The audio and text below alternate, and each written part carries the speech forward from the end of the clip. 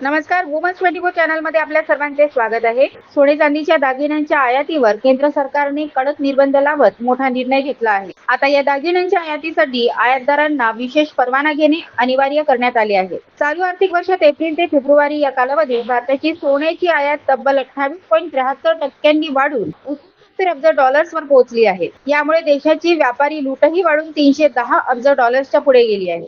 जागतिक बाजारात युद्धजन्य परिस्थितीमुळे सोन्याच्या किमती वाढलेल्या असतानाही भारतात खरेदीचा उत्साह कायम आहे. सध्या सोन्याचा दर 10 ग्रॅमच्या मागे सुमारे 1,53,000 रुपयांवर पोहोचला आहे. विशेष म्हणजे स्वित्झर्लंड मधून होणाऱ्या आयातीत तब्बल 719% वाढ नोंदवली गेली आहे.